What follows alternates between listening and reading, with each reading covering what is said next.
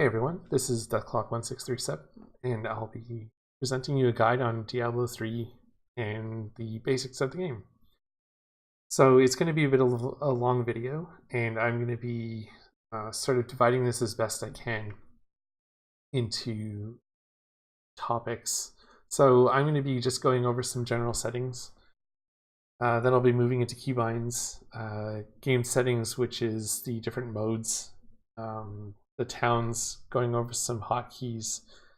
Then I'll touch on the stats.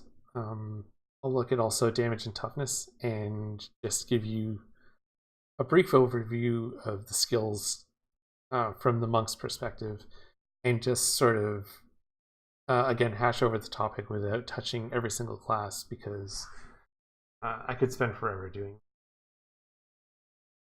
So, without further ado, we're going to go into settings. So we've already logged into the game, and I'm going to basically go to my escape key, press it, go into options, and hit gameplay. A lot of stuff going on here, but the main aim I had was to reduce clutter on the screen, which a lot of people complain about. So as much as there is a lot of things going on the screen, you can sort of minimize it yourself. A useful way to do that is to uncheck the display long floating combat numbers, and also to show icons for dropped items. What this will do is, instead of seeing a number like 1000, it'll show 1k instead for your damage. And again, it'll just help to clean things up a bit on screen. As for the icons for dropped items, normally when something drops, you'll see a long name for it if you don't have this checked. But this will just show it as a neat little icon. Outside of that, if you've played story mode before, you can click automatically skip all cutscenes. So whenever you finish a checkpoint in the game, especially story mode, it just cuts through and you're done. Another great feature is elective mode, and I'll log into the game and show you how that works, as well as showing advanced tooltips.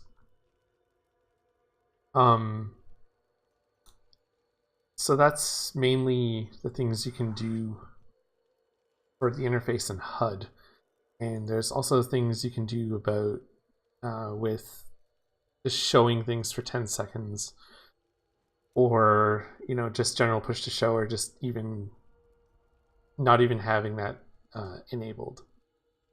The rest of these are about just showing health bars, player names, and things like that, which I like to show. And from there we can go into key bindings, and there are a couple of very useful ones here. And the ones I'm going to focus on first are the potion and close all dialogues. So by default, your potion is set to Q, but that's not a key I like to use for that, just because it's out of the way, and Q is right under my 1-2 key for my skills, so it involves kind of moving down. So what I've done is basically switched the potion key Q with the close all dialogues, close all open windows, there's it, which is here, and that used to be the spacebar. So now when I play, I can use Q when I'm in a cutscene, or if there's quest dialogue playing, I can spam Q and just close all of those dialogues right away. And I'll actually get into a game and show you some of this stuff firsthand, and I'm going to be going on to another useful key binding as well. So elective mode, how does that work? What do I do with it? All of my skills on the hotbar, when you're leveling, they have a certain place, but you can change that with elective mode. So all you have to do is right click, and the skill will open. Then you hold left click, drag it to wherever you want, and let go. easy. The one catch is that the skill has to be off cooldown for it to be changed or moved, so I can't do this to Epiphany when it's on. Just won't let me. The icons for dropped items, again, if you have a lot going on the floor, just icons, very easy to understand and much easier to look over when you're picking up a lot of things, especially from a greater rift. So I didn't, I guess I missed this. Pardon me. The next useful key binding I'm going to show you is for force move. Now you might not think that this is really that useful, but what force move will enable you to do is to path around stuff better. So when you click to move to a place, your character will do that, but barriers can prevent him or her from going anywhere. However, if you select force move, your character will find its way around things a lot easier. So if you're stuck in a group of mobs, for example, using force move will actually make them path around. See how she's just finding a way? Whereas if I click, I could land a monster and then start attacking them. And what I've bound that to is basically my mouse wheel. So in order to have it available scrolling up and down, I set both the key 1 and key 2. And apologies for kind of like skipping through what that looks like, but I'll find it again.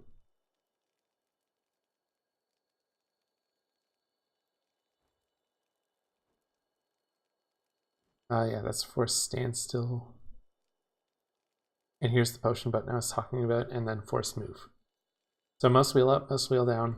Doesn't have to be in this particular order, but as long as you have both. And then at that point, you can use scroll down or scroll up, and it sets points for your character to walk to.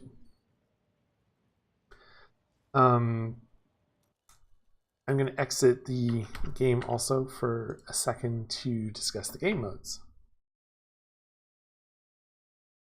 So when you log in, to switch the mode, all you basically do is hit game settings. And if you're a new account and you haven't played this game at all before, what is going to be locked out is adventure mode and challenge rifts. You need to be level 70 and you need to have at least finished the campaign to unlock adventure mode. And I believe you need level 70 for challenge rifts. Sorry if I'm wrong on that, but on the requirements anyway, but you do have them locked. So once you finish the campaign, which is basic, just the story mode, you'll have all the quests to go through, and once you're done, you can even reset it and just go through again as many times as you want. And that's basically the locked story mode you're used to from every Diablo game. There's a set path, you have your quests, and there's nothing too different about it. And where things really start to pick up is adventure mode. Adventure mode frees everything up, and what it will do is give you every single waypoint plus extras. And in adventure mode, you can do things like bounties or rifts of any type, so normal or greater. And I'll go in and basically quickly touch on the differences between the two.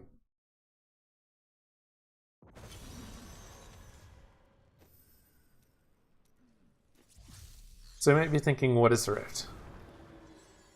A rift in general is basically just a random map built with any of the existing tile sets. So if it finds, let's say, I don't know, Pandemonium Fortress map, then all of the existing possibilities of a Pandemonium Fortress map can build a different version of that.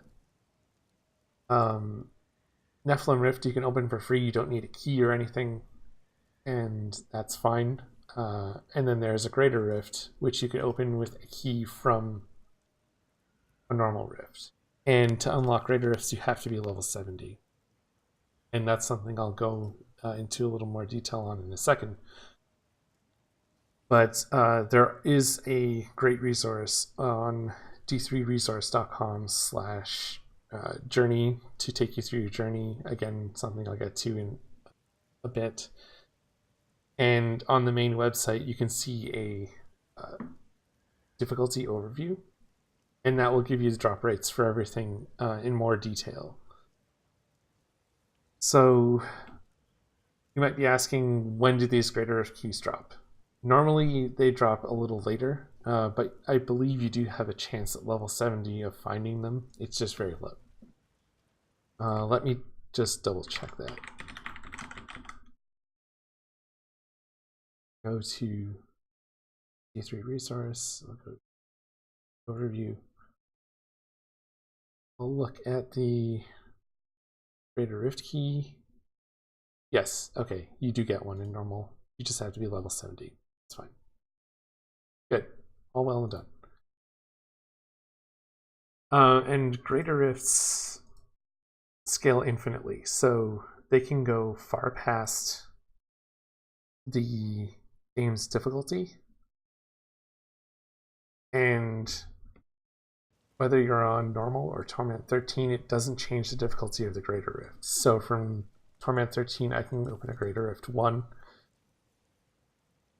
which is essentially hard mode, and it'll just be hard mode. No surprises, no strings, fine.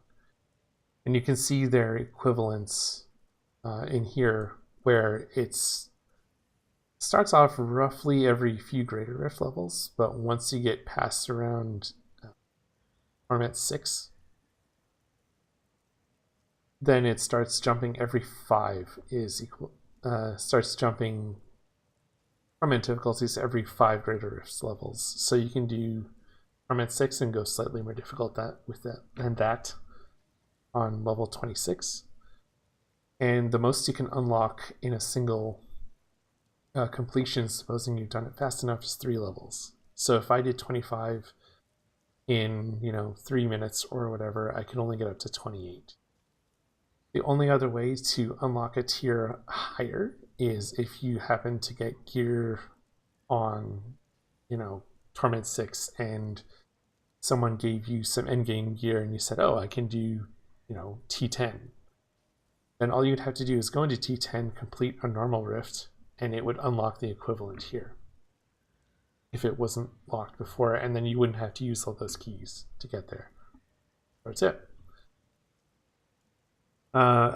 Then again, from that point, you would have to step up unless you could do Torment 13, in which case that's the maximum you can unlock by doing a normal rift. And having done the rift equivalent, then that's when you can start joining public games of the same type. So you have to actually complete those at some point. But again, it's just a quicker way than working yourself through the tree so slowly with only like 3 unlocks at a time. So touching on the journey again, what that is a set of objectives that essentially gives you things like a portrait, a free set for the season, and usually a pet. And you can see kind of what the free sets were on what I mentioned before, d3resource.com. So what I'll do is sort of drag that window over here and zoom in a bit and go to the season journey tracker, and you'll see all these objectives And you'll see what the free sets are down here.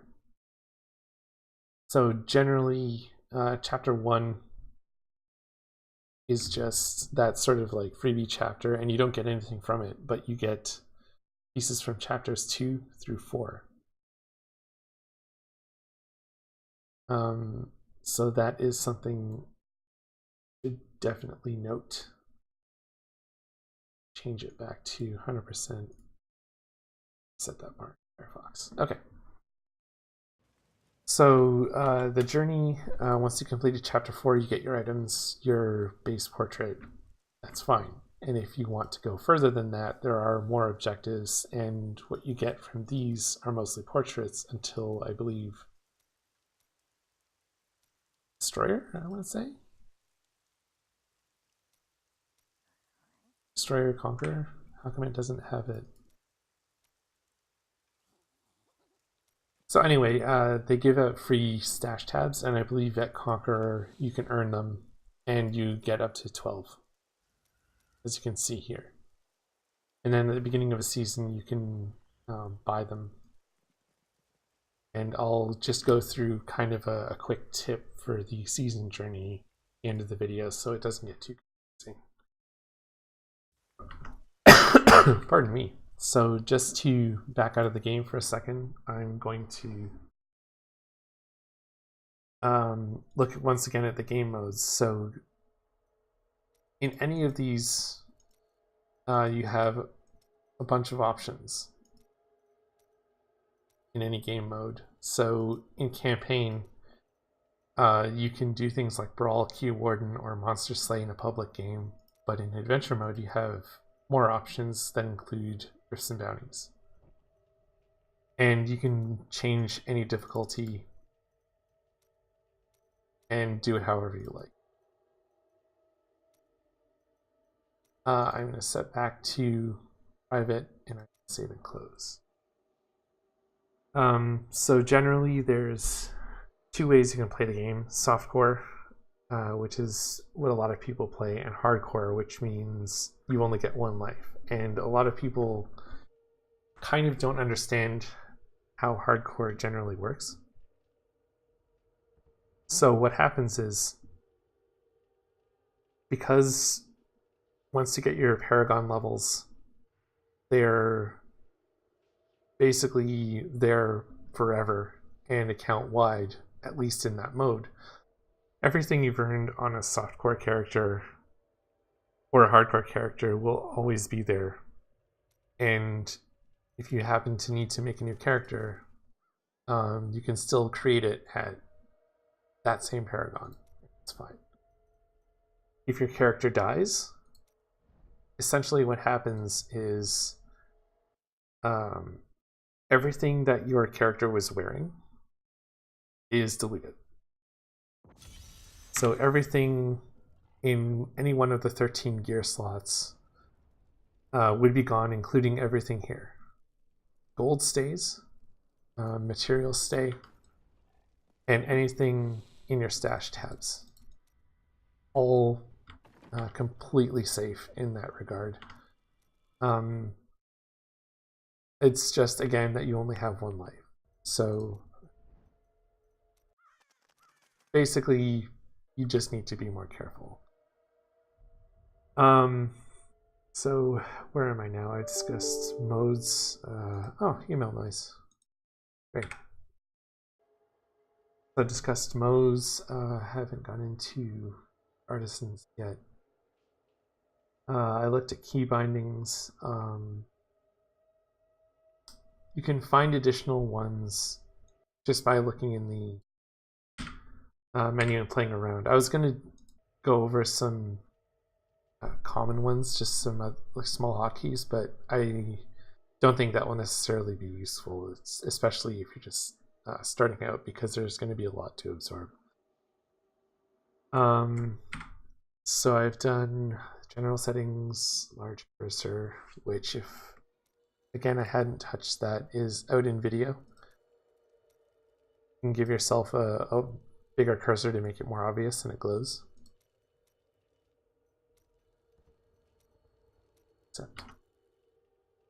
I went through the potion close dialogue. I went through force move and what that can do for you. Oh, so what is a challenge rift? That's a good thing to start on next. A challenge rift is essentially a build that was picked by Blizzard, and they took that build's greater rift clear, whatever the tier may be.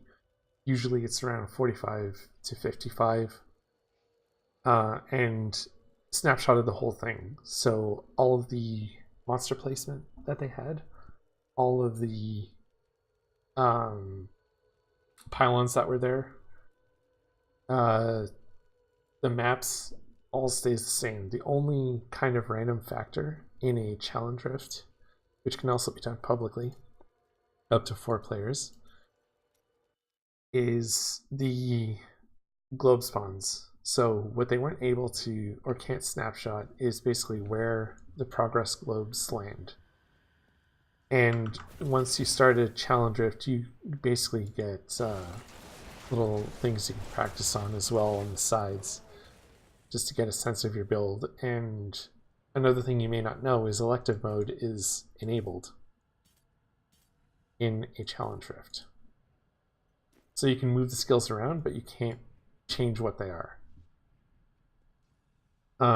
Then you can basically come to the soul mirror and inspect all that person's skills, what they've put in the cube. Again, something I'll discuss in a second.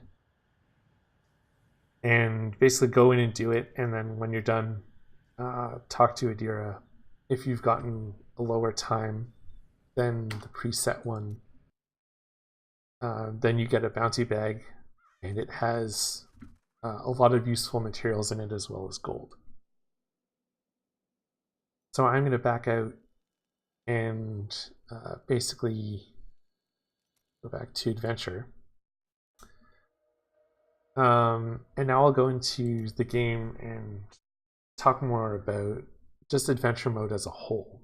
So once we get into adventure mode, the starting act that you go into rotates all the time.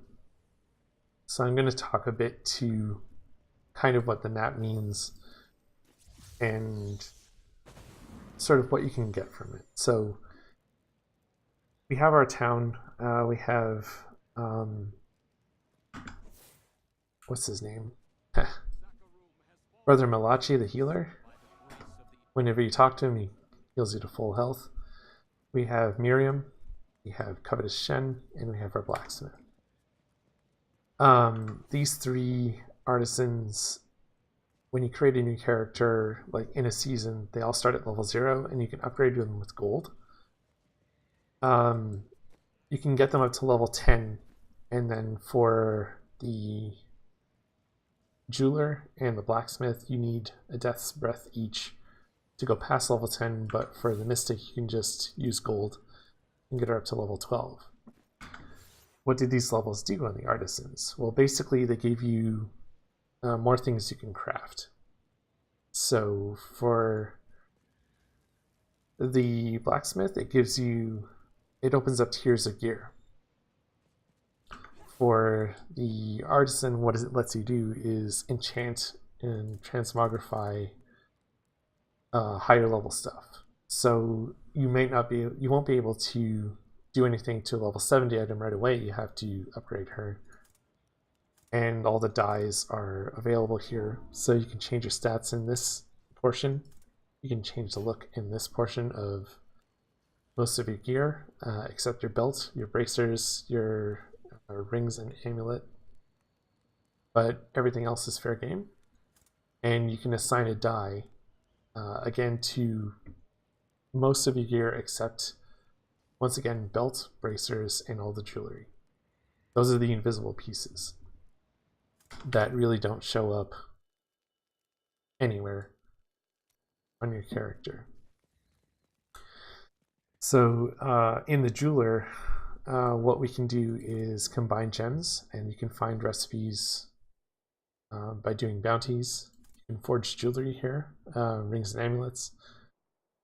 You can also filter them out easily by saying stuff that you have materials for, but showing all of them will show you all the different levels, again, as you advance through the artisan, what you can craft. So I'll change it back to whatever I have materials for. And again, the same thing happens on the blacksmith. So I'm showing every recipe anyway, and you can see how many of them there actually are. There are additional recipes that you can teach for the blacksmith, the jeweler, and Miriam. Miriam's recipes, though, are more for the collector's edition, so you can get more transmogs from her, so don't worry about those. But with the ones for gems, what you'll be missing is generally the top 2 or 3 recipes, so royal and flawless. And those can be found pretty easily just by doing bounties. At our blacksmith, before about level 10, I believe, these buttons aren't available, and essentially what they do is salvage everything that's white, blue, or yellow. And then this is the button you can use to selectively salvage something, and it will just automatically destroy like a yellow item, but it will ask if I'm sure when I'm clicking a legendary item, and I can say no and it won't get crushed.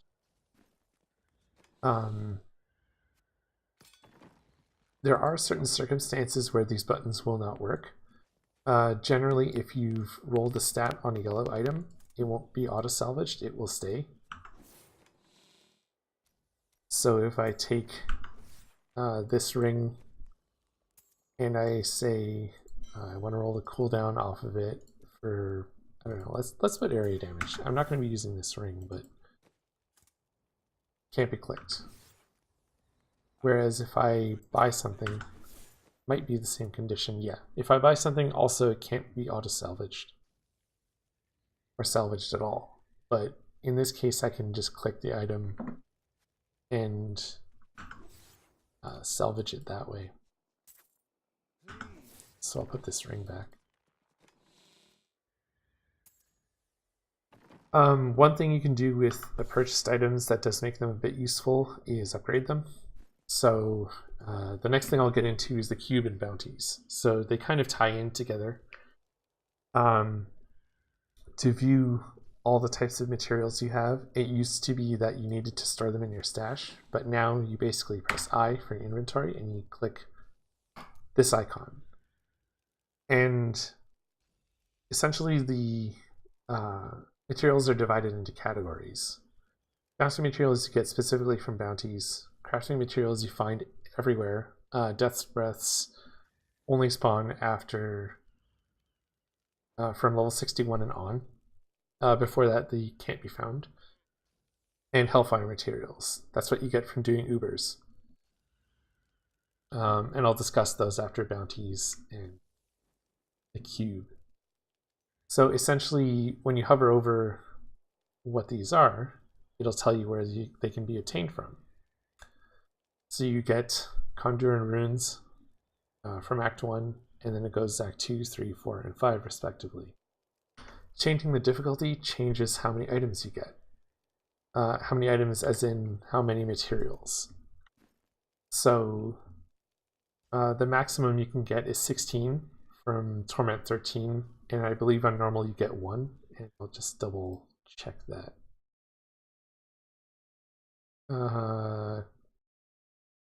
Oh no, it's 3 from normal to master. From Torment 1 to Torment 6, it's 6 materials each. From T7 to T9, it's 8. Torment 10 is 10 materials. And then from there, you get 2 more materials per each increase in Torment. So it goes 10 for Torment 10, 12 for Torment 11, 14 for Torment 12, and 16 for T13. And then essentially, like I said, that's what you get for those. And then those materials can then be used in the cube. So you might be thinking like, well, I have my cube, but on a new character, you'll have to go find that. And where do I go to find that? You may be asking. That would be here. The Ruins of Sescheron. And you can only get here in adventure mode. So essentially you wouldn't know about this area until you've completed the story mode and unlocked adventure mode. So when you do unlock adventure mode, this map is semi-random. So what you'll have to do is navigate through it. There are 2 areas. You'll have to go all the way to the end, and you'll see a little altar with a cube on it, and it ends up here. And talking to Zoltan Kuhl's ghost will give you some lore. But anyway, diving into the cube, how it presents is you have 3 slots. You have a weapon slot, you have an armor slot, and you have a ring slot. So essentially what you have to do to have these things available is extract a power. So what is extracting a power? A lot of legendaries in the game have a secondary effect. So I'm looking at my Kiyoshiro's blade, for example. And you can see the range of that effect by holding control and seeing what the range of it is. So not focusing on the stats, we're just looking at the secondary effect. What the cube will do when you extract that power is give you the maximum roll of that secondary that you can possibly get. So on this Incense Torch, I have, increased damage of Wave of Light by 550%, as well as reducing the spirit cost by half. My Cinder Coat, I get 30% resource cost reduction, and again the Royal Ring, it only reduces the number of items needed by 1, and the set has to be a minimum of 2 pieces. So that means if you have a Traveler's Pledge, you can't use the ring to gain the buff. You actually have to have a set that's at least 3 pieces, which is a little bit poorly worded, but anyway. In order to extract a power, you put the item in and you select fill. Now, if you don't have any of those materials, it'll just say 0, but this is how you fill it, and then you just click transmute. There are 10 different recipes, and they all do different things. So the first one, Archive of Tal Rasha, as explained, extracts a power. And you can just essentially go in and pick it after that. And you'll have everything that's available per class. So this isn't a view of every item. This is a view of every item the monk can use. And you'll have different things available for like the wizard, the barbarian, and things like that, who can't use the Crystal Fist effect, for example, or just, fist weapons in general. And then your armor, again, same idea, class-based. And then the rings, most of them are not class-based, so you'll have a lot of these things available from the get-go. And your recipes will go from extracting a legendary power to reforging. And what a reforge will do is if you have a legendary item and 5 of each bounce material, as well as 50 Forgotten Souls, will fully re-roll that item. So what does that mean? Basically, it means if that item dropped again in front of you from killing a mob for the first time, how would it be?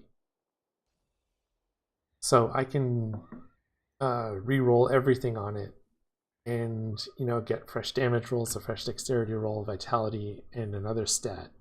So the item can then turn into an ancient item, which is regular legendary plus 30% in most areas. or it can be a primal, which is an ancient item with perfect rules. So to show you the example of an ancient item, that would be Vengeful Wind. Again, noting that I said 30% buff to most categories. Things that don't change, cooldown reduction, always 6 to 10%, regardless of item quality. Again, things that don't change, secondary effects, always 6 to 7, doesn't matter what it is. The things that do change, dexterity, vitality, and damage roll. So it'll have a different maximum, as you can see, because it's up to 1490, and this one is up to 1940. So you get a buff there. And there can be a bit of intersect between items, because this one is, in damage number at least, very close to this one. But I'm not going to dive too much into that comparison, because that's a whole other video. And again, not something I need to really cover. So just to refresh, you can take any legendary item with a secondary effect. Usually in the cube, we add ones that have a range. So for the Incense Torch, there's a high range on that, so I want to put that in the cube because I'll always have the maximum damage, and I can stack more multipliers with 2 fist weapons. The next recipe, again after the cube, to re-roll an item is to upgrade. So essentially what this will do is take a yellow item and make it a legendary item of the same weapon or armor type. So I can take an axe that I'll craft or find, and let's say I'm looking for a particular axe. I can fill this, throw in my axe, and say transmute, and then boom, ancient axe with random rolls on it, and I can say, oh, okay, you know, I wasn't looking for Genzaniku, fine, I'm gonna salvage it. Where this becomes useful is if you're looking for a class-based weapon. You can throw something like a fist weapon in here that you found that's level 70 and upgrade it. And it will come up with a random fist weapon, so anything in the pool of fist weapons only will roll there. So if I needed an Incense Torch, I would go to a Diablo and upgrade it, and it would isolate and, like I said, target that particular thing. So boom, Staff of Kira. Okay, pointless, but I still got a legendary, and you can use these kind of early game to get you started. Next thing you can do with a cube. So I went through extracting a power, re-rolling, upgrading, converting a set item. Very convenient recipe, a bit expensive. However, this one has the added sort of catch to it that it can't be an ancient item and it can't be a primal. So anything you throw in here will re-roll as a base legendary item. If it's something you want to convert that's an ancient set item, it'll convert down. But it will essentially pick a random piece of that set and give you that. So I'm going to see if I have something I can demonstrate with. So I haven't been collecting too much other gear. Okay, let's use this. So let's say I don't have my complete Sun Wukong set, and I want the shoulders, or I want another piece. So I can go to this recipe, select fill again, throw in the gloves, hit transmute, and randomly it gave me an amulet. Now that roll is poor, so I want to try again. Now having to get gloves. And you can keep going and going, but again, it can be a real sink of your resources. So what else can you do with the cube? So in the cube, also you can use a level 25 gem of ease to reduce the level requirement of any equipable item to 1. So once you level it to 25, throw it in here, with the item, select transmute, and then it'll just, in the level requirement over on the bottom, it'll say 1. Here is Darkness of Adamant, which is to convert gems. Now this is quite useful. Where you get these essences is in Act 2. So what you'll want to do is open your map, go to Act 2, and go to Squirt. And here you can find every essence. And you can ignore the Hellfire Rings for now, but if you want to buy them, it'll cost you 12 million for the level 60, level 70 versions of the Hellfire Amulet, and then the Hellfire Ring recipes sort of combined. But you can buy Essence of Emerald, for example, for 500,000 gold. Thank you for coming here. And then you can take 9 gems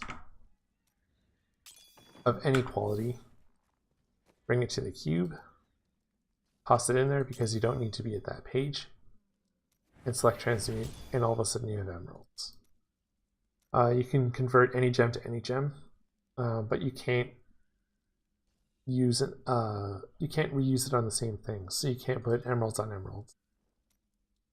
And again, everything is available. So if you want to save some money, what you can do is essentially craft up to like Flawless Royal and convert 9 of those, and then you're saving a bit of money when you need to up your gems.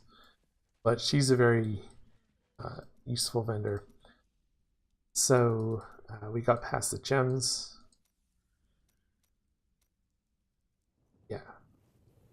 Okay, so the next 3 recipes are about converting one type of material to the next.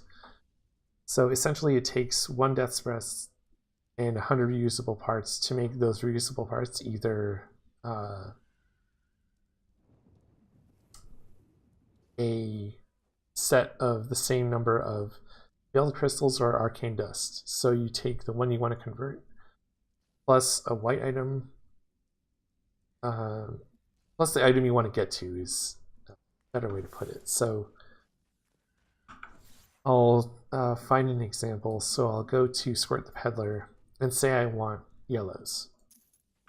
Say I have too many veiled crystals. You know what, I'll go backwards since I have a lot of crystals. Something like that. So I'll buy this and I'll go convert the recipe because I want to change veiled crystals to that. So I'll put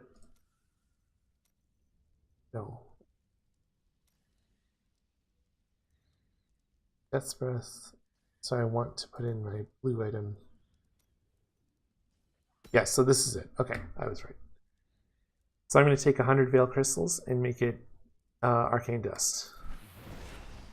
Done. Click accept, and I have those materials. And it will show right here. You can do that again between these 3 tiers. So if you want to convert veiled crystals or reusable parts to arcane dust, you need a blue item. If you want to convert arcane dust or veiled crystals to reusable parts, you need white.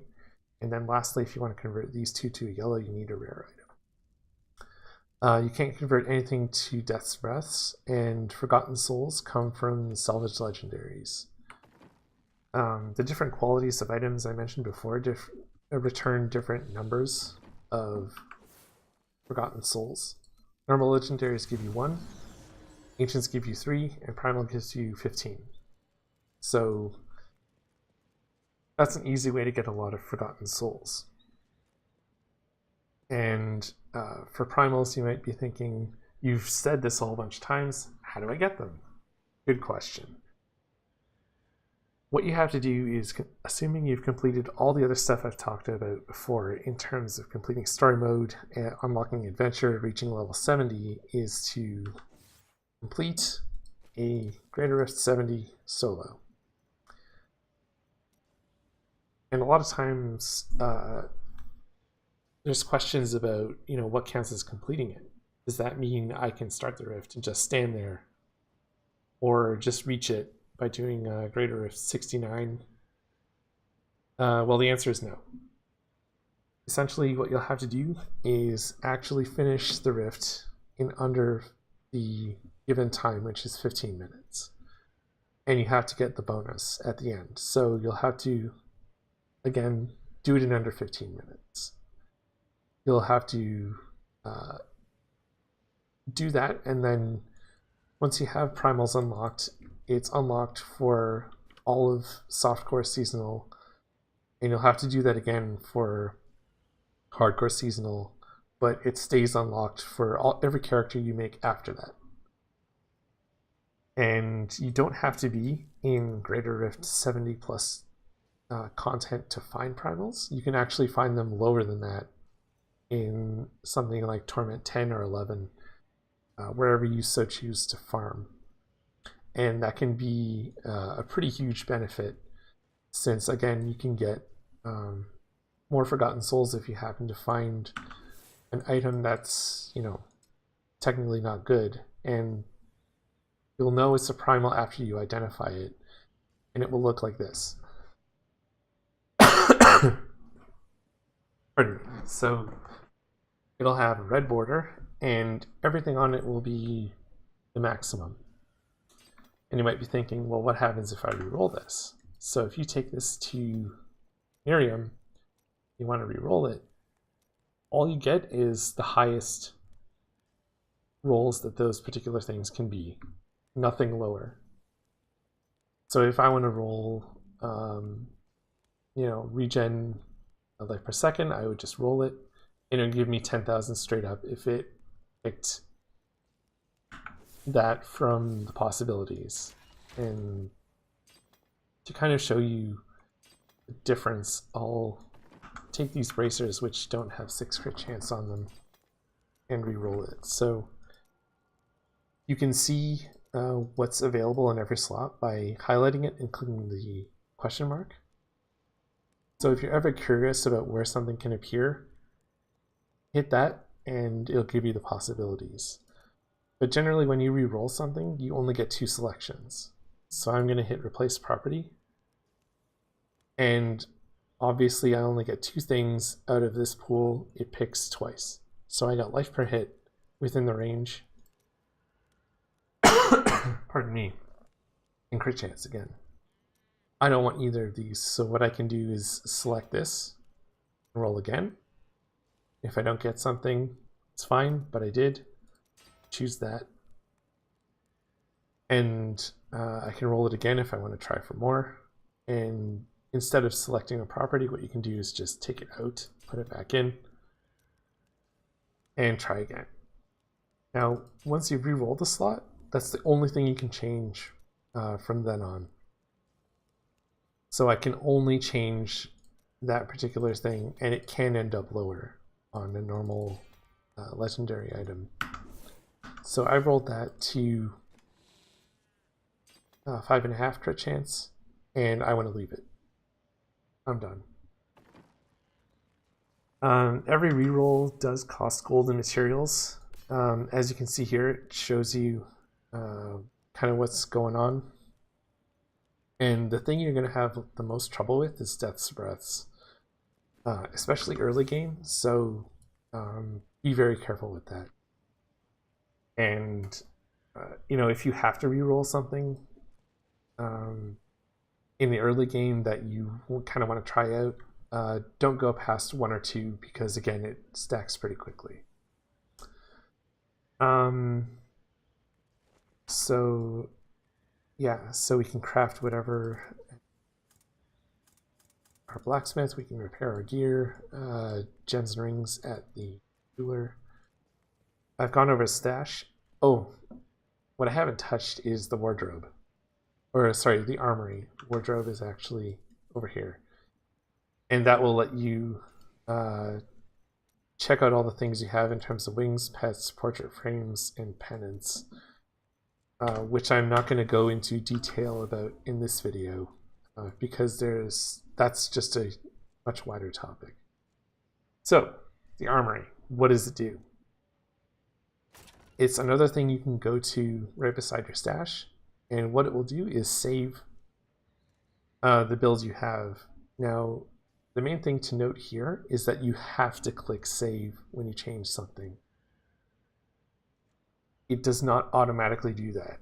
A lot of people miss the fact that when you change something, the equip button lights up because it's not exactly the same. So if I were to say equip, it would snap that item back into my loadout.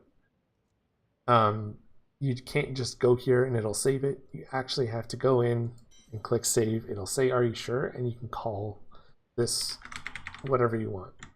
So I called it DPS. I can also switch to another build that I've saved. Hotspot back, and it will replace all my gems, legendary or not. And easy peasy, right?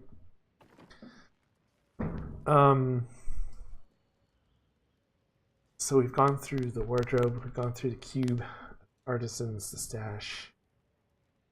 So now I'm going to get into a little bit more deeper things. So you notice that I was pulling out all these like weird looking gems. So you might be wondering what they are and what they do. As a general overview, there are a lot of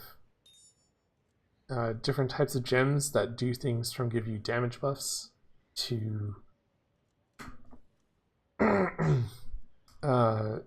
defensive ones to just utility for different things. So we have all of them here, and once you break level 70, the first one you're going to drop this first time you do a Greater Rift is going to be Bane of the Powerful. And this is very useful for early farming, early Greater Rifts. Essentially what happens is before level 25, once you kill an elite pack, you get a 20% damage buff for a few seconds, and leveling it up increases the number of seconds that the buff lasts for. So once you get to 25, then you get 15% damage extra against elites and 15% damage immunity from elites. All these items again do different things. They have different effects. You can explore them yourself. I spoke about the Gem of Ease before. This is extremely useful, especially in hardcore or softcore. If you make a new character, having this high level will give you a ton of extra experience per kill, and you'll be able to take this, find a weapon with a socket, and make the requirement level 1, as you can see on the bottom, so that you can use it straight from the get-go. And I can remove that at the jeweler as well as any other gems. And if I wanted to permanently make the level requirement of something 1, I could go to my cube, as I showed before, load both of these things in, and it transmute. The equipable item is 20 plus a 25 plus gem, and it would change that to a requirement of 1 permanently without having to socket the gem. You can find all of these by killing Rift Guardians. The one that you can find outside of that is the Boon of the Hoarder. Where you can find that otherwise is if you kill a goblin in adventure mode or just around the world, it has a chance to spawn a rift to the vault, and in there you can find up to 4 goblins, because an extra one will spawn every so often. None of which can spawn portals, so that's another thing to bring up. Any goblin that's in a rift can't spawn a portal to the vault. Any goblin that's in the vault can't reopen another portal, and the same goes for the cow level. Either Wensleydale or Wensleydale, goblins in a rift area that you had to go through a portal to get to can't spawn another portal. It can't be a portal within a portal. So all you can do is, when you're doing bounties, if you happen to find one, kill it, and every goblin has a chance to open that portal. The sort of bonus ones you can use in the cube, which the recipes are not listed, are for these 2 particular items. First one is the puzzle ring. If you take this, bring to the cube, and transmute, you get a portal to the vault. I'm not going to open it now because I do want to save that ring. And then for a cow level, there's the bovine bardiche, which is also cubable, but you can stick that in by itself, nothing extra, transmute, and you get portal to the cow level. So again, that's just some extra information about the cube. Once you're in game, gone through a lot already, feel free to basically pause or comment that I went through something too fast, because I can, again, chop this up into more useful segments even, and then once again, if there's enough supported views, I can go into more detail in like a 20-minute video instead of the hour I'm at about now. I was going to do things like stats. Actually, I'll just go over the skills pretty briefly, because you can get pretty deep into stats. So there are 7 classes in the game, and 3 different types of main stats. The 3 different types of main stats are intelligence, dexterity, and strength. There's 3 intelligence classes. They are the wizard, the witch doctor, and the necromancer. Now, every main stat gives you a secondary added benefit. For any intelligence classes, what you get is a fraction of your intelligence gives you all resist, so you'll see these numbers go up. And for dexterity and strength classes, you get 1-to-1 armor. So 1 dexterity is 1 extra armor for my monk, and the same for 1 strength is 1 armor for the barbarian and the crusader. When you're looking at toughness, this stat is an aggregate stat, so this doesn't tell you anything about one area in particular. It tells you, again, as it says, based on everything. So what you want to do is essentially balance your stats on your gear around what you don't have. So if I'm playing an armor class, I will want to supplement that toughness with all resistance, for example, just to offset it so that I can have my armor and resistances at a closer level.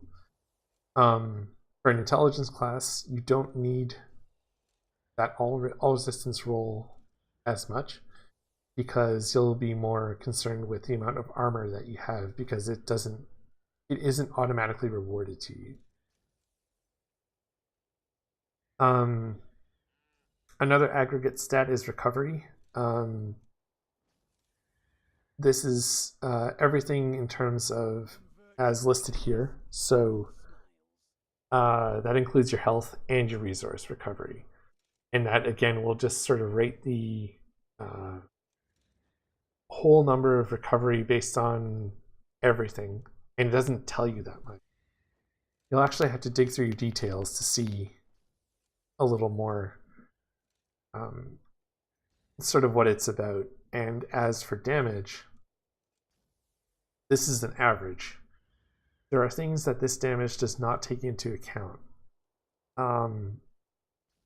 The main thing it will scale off of, and this is only one of them, is weapons, but that's not the whole story. So what you'll see is if I unequip both my weapons, I will still have a damage. See, 651. Why is that? I have the rest of my gear on that's providing me bonuses, and I still have attacks. So I can have no attack equipped here, and I'll still have a punch, and I'll still be able to essentially do damage to an enemy, but it's not going to be very much. So I can dash to something, and I can say, hey, you pile of rotting corpses, brr! Damage is still possible.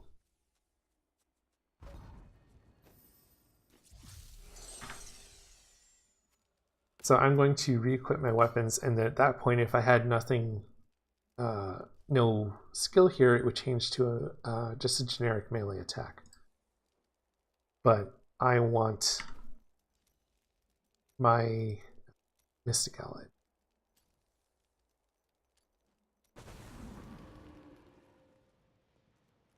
So on every character as well, what you have, as I said briefly before, is 13 slots. 3 are for jewelry, and the other 10 are for armor and weapons. 2 are generally for weapons. But the second slot is not called a weapon slot, it's called an offhand. So you'll see the shield icon there, but some classes can wield 2 weapons. And a 2-handed weapon would just take up both. Again, that kind of makes a difference in the later game, which I'm not really going to touch. But with your skills, you have them divided into different sort of categories, so shall we say. So there's techniques. On a monk, there's focus, but you generally have primary, secondary, defensive, and your other skills that are unlocked along the way as you level up. These skills all have an effect when I use them. Some of them have a timer. You can read up on those things as well, but with skills, there are 2 components to it. A base skill and a modifier. So if I select my Sweeping Wind, for example, there will be the default skill, so when I hover over it, that's what I get. If there was no rune, which is the modifier, Sweeping Wind would do that. So depending on the effect that I want and the type of damage that I want to do, or the added utility I want to get, because all the runes are for different purposes, I would select it. So in my build, I want more spirit. And because my stacks will generally be at 3 or more, I want to pick Inner Storm. If you're just starting out, you might want to do something like experiment with Firestorm or other ones. But again, that's the modifier that for this particular build I would pick. Skills have an added layer to them in some classes, what we call active passives. So a good example of that is Sweeping Wind. It's not active right now, but on my spec I can hit it and there will be a timer, but then after that I don't need to touch it because it's passively being activated by my attacks. and the timer keeps getting reset and I keep getting more stacks. The wizard has the most of these types of skills, but you'll also be able to see with that timer how long your skills last and get a good gauge of where you're at. Another thing there's a lot of kind of misconception about is critical hit chance and critical hit damage. It's not all about getting the highest of the one or the other. It's about balancing them. And the general ratio that we use is 10 to 1. So we want 10 crit damage for every 1% crit chance as close as we can get it. So on my character, I have 52% crit chance, 52.5, compared to my crit damage bonus, which is 580, which without my belt would be a lot more even. Again, it doesn't matter because I'm using that specific belt, and again, I'm not going to dive too much into the items, but I want to be in that sort of area. And that is just, one of the contributors to my damage, which again is just another average of everything kind of lumped in. What this also does not take into account is the extra fire damage. So I want to know, hey, my damage is 1.2 million, but what kind of fire damage am I using? Because I have, fire damage on elemental damage on a couple of my pieces. I would see that by hovering over this. So on top of my current damage, I would have an added 38% of fire damage. So my elemental damage would be 1.7 million because it added that extra damage. And there's also information about everything else I've equipped because I have skill damage and everything else, including like maximum spirit regeneration, resource cost reduction, and again, there's a lot of information missing because it doesn't include my weapon multipliers, it doesn't include my set multiplier for my 6-piece. It doesn't include the fire damage in that calculation because, again, I set it separate. Skill damage bonus, not a thing. Doesn't even tell you, it just says it's modified by that much percent. So, again, it can be deceiving. And in general, what you want to do after your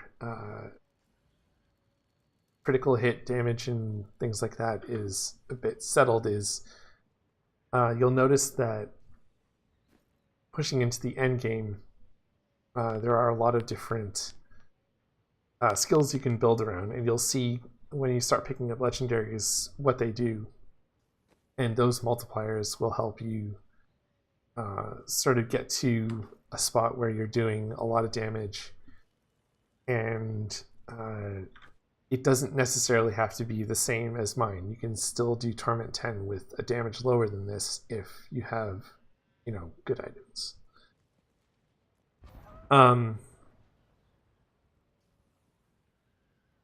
So what have I... for more detailed information on damage specifically and things like area damage and, paragons, you can explore that by pressing P.